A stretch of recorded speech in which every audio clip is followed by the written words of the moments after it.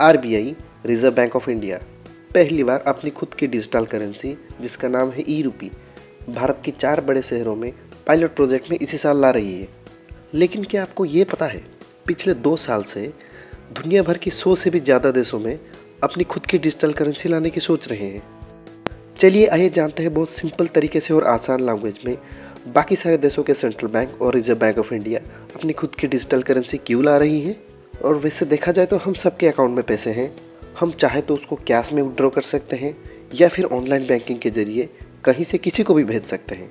फिर भी ये डिजिटल करेंसी ई रूपी की क्या ज़रूरत है और ये अपने साथ क्या नई चीज़ें लाने वाली हैं, चलिए जानते हैं अगले 5 मिनट में। वीडियो के लास्ट तक बने रहें।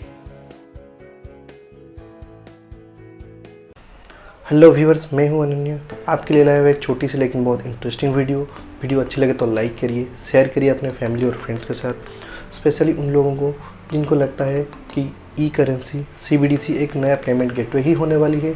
इसके अलावा इसका कोई स्कोप नहीं है, क्योंकि ये पहली बार करेंसी की डेफिनेशन चेंज करने वाली है और हम इसको विटनेस करने वाले हैं। और वीडियो अच्छी लगे तो हमारे चैनल को सब्सक्राइब करिए।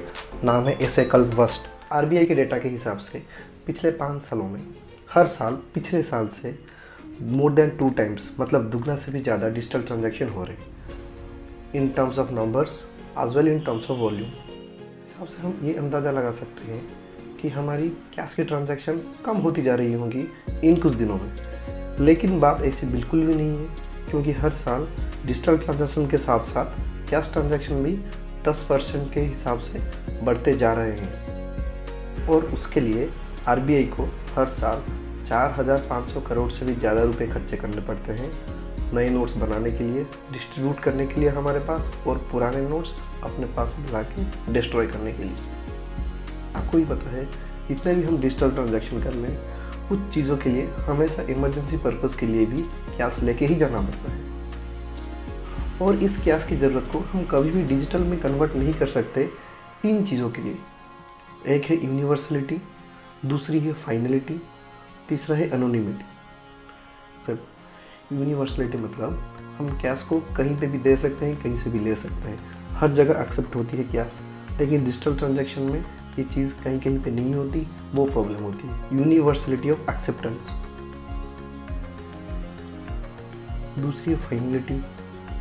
फाइनलिटी मतलब हम जब कैश में एक ट्रांजैक्शन करते हैं, हम पैसे हमारे वॉलेट से निकालते हैं और सामने वाले बंदे को देते हैं, तो ट्रांजैक्शन वहीं पे सेटल होता है और ख़त्म हो जाता है।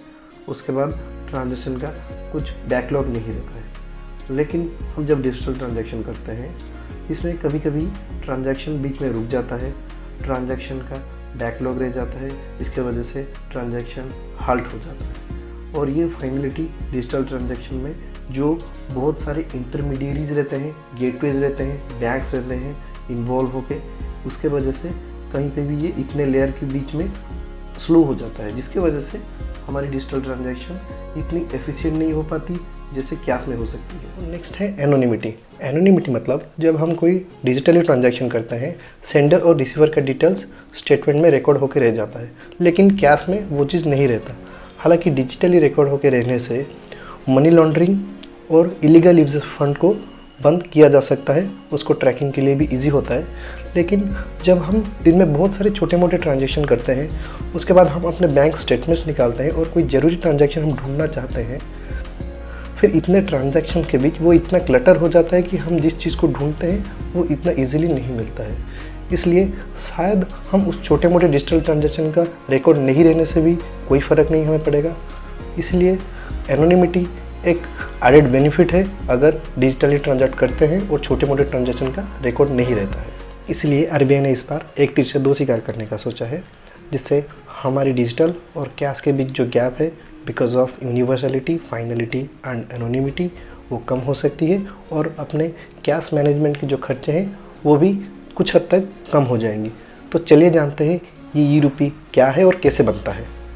जैसे अभी मार्केट्स में कैश के डिनोमिनेशंस अवेलेबल हैं, जो कि हम देख सकते हैं 5 रुपये, 10 रुपये, 20, 50, 100, 200, 500 और 2000, वैसे ही ई करेंसी भी उसी डिनोमिनेशंस में ही आएंगी।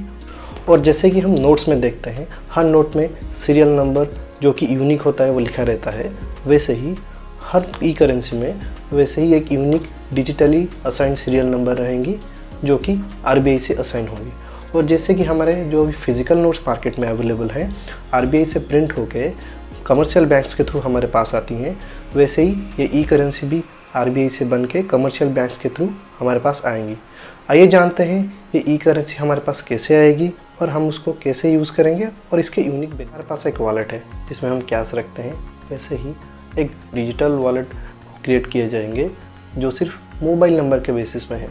और बहुत सारे बैंक ये डिजिटल वॉलेट भी आपको क्रिएट करके दे रही हैं। इसका सबसे अच्छा एग्जांपल है आईसीआईसीआई बैंक का पॉकेट्स। और ये वॉलेट एक बार क्रिएट हो जाने के बाद आप किसी भी बैंक में जाके इसी वॉलेट में आप कैश से डायरेक्ट कन्वर्ट करके ई रुपये डाल सकते हैं, या फिर अपने पड़े पैसे जो बैंक में ऑनलाइन है उसको भी कन्वर्ट करके इसमें डाल सकते हैं। फिर एक बार इस वॉलेट में कैश आ जाने के बाद आप चाहे तो किसी दुकान में जाके इसको क्यूआर कोड में पेमेंट कर सकते हैं, या फिर किसी दूसरे बंदे के वॉलेट को भी भेज सकते हैं। उसके बाद दूसरा बंदा वॉलेट में रिसीव करने के बाद चाहे तो कोई बैंक में जाके उसको कैश में डायरेक्टली कन्वर्ट कर सकता है, उसके लिए उसको भी कोई अकाउंट की ज़रूरत नहीं है, या फिर वो चाहे तो उसको वॉलेट में रखा रह सकता है, या फिर वो अगर चाहे तो अपने बैंक को भी ट्रांसफ़र कर सकता है। यहाँ पे सिर्फ कैश लोड या अनलोड करते टाइम बैंक का इंटरफेरेंस रहेगा। उसके बाद हम जब भी ट्रांजैक्शन करेंगे ना ही बैंक अकाउंट में कोई भी ट्रांजैक्शन का रिकॉर्ड रहेगा या फिर पेमेंट गेटवे का कोई भी इंटरफेरेंस रहेगा। और इसका दूसरे सबसे बड़ा बेनिफिट है इसका ऑफलाइन ट्रांजैक्शन। इसका मतलब जिस एरिया में इंटरनेट नहीं है या फिर जिन लोगों के पास स्मार्टफोन नहीं है उस जगह में भी और वैसे लोग भी ये ट्रांजैक्शन कर सकते हैं। आइए जानते हैं वो ट्रांजैक्शन कैसे होंगी। ऑफलाइन ट्रांजैक्शन में एक वाउचर या फिर टोकन क्रिएट किए जाएंगी। उस टोकन में पहले से ही अमाउंट प्री मेंशन्ड हुए रहेंगी, और वो टोकन या फिर वाउचर बहुत सारे third party token service providers हैं विथ नॉमिनल फीस उसको मैनेज करेंगी। जैसे कि वो वाउचर या फिर टोकन पिन के साथ रिडीम होंगी, और वो पिन कोई कस्टमर अगर ट्रांजैक्शन कर रहा होगा तभी इंस्टेंटली उसको देना पड़ेगा, और देने से ही वो वाउचर रिडीम होगी। और वाउचर कस्टमर को मैसेज के थ्रू उसके स्मार्टफोन या छोटे से फीचर फ़ोन भी हो उसमें भेजा जाएगा। उसमें कस्टमर का सबसे बड़ा फ़ायदा ये है जहाँ पे इंटरनेट अवेलेबल नहीं है या फिर customer direct benefit transfer receive करता है स्टेट या सेंट्रल गवर्नमेंट के थ्रू, और एक बार ये पिन रिडीम होने के बाद और वो कैश कन्वर्ट हो जाने के बाद with nominal fee from the third party वो कस्टमर को उस ट्रांजैक्शन का हिसाब रखने की ज़रूरत नहीं है और वो टोकन और वाउचर रिडीम हो जाती है। वैसे देखा जाए तो और एक भी प्रॉब्लम हो सकती है, अगर कोई कनेक्टिविटी ना हो तो ये डबल स्पेंडिंग का प्रॉब्लम हो सकता है। डबल स्पेंडिंग मतलब एक ही पैसे को दो बार यूज़ करना, और वो ऑफलाइन ट्रांजैक्शन में पैसा रिस्क रहता है। लेकिन अगर one time voucher expiry redeemable code रहे तो उसमें ये ट्रांजैक्शन को थोड़ा बहुत कम किया जा सकता है। ई रुपये के ये दो फीचर, ऑफलाइन ट्रांजैक्शन और विदाउट अकाउंट ट्रांजैक्शन, ये दो फीचर के अलावा और भी कुछ फीचर है जो हमें जानना बहुत ज़रूरी है। जैसे कैश में 50,000 से ज़्यादा डिपॉजिट या विथड्रॉ पे हमें पैन कार्ड देना ज़रूरी है बैंक में, वैसे ही वॉलेट में 2 लाख से ज़्यादा का ट्रांजैक्शन करते टाइम हमें आईडी प्रूफ दिखाना पड़ेगा।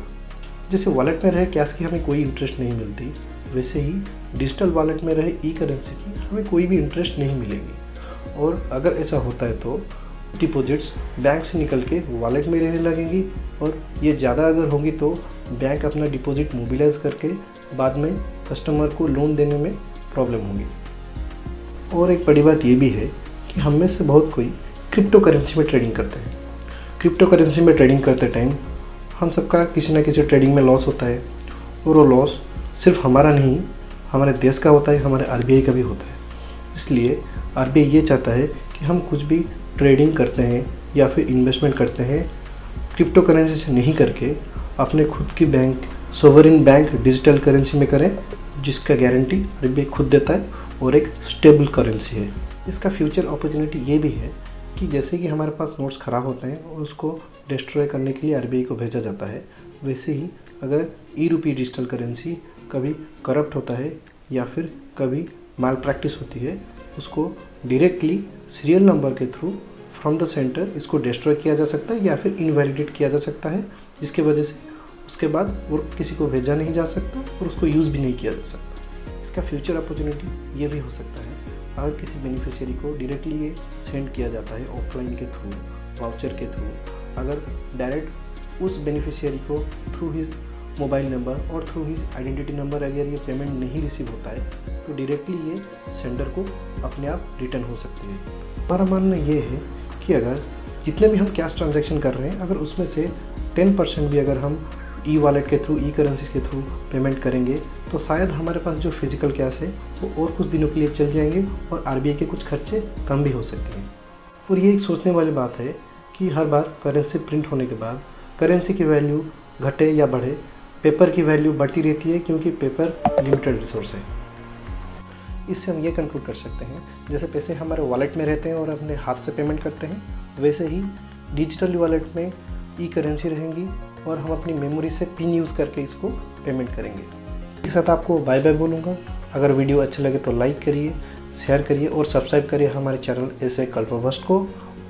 कोई भी ओपिनियन हो तो कमेंट्स में लिखिए, उसके साथ और कोई भी टॉपिक हो तो फिर हमें कमेंट्स में बताइए, उसके बारे में आप जानना चाहते हैं, हम उसके बारे में डिटेल रिसर्च करेंगे और फिर वीडियो में डिस्कस भी करेंगे। थैंक यू, नमस्ते।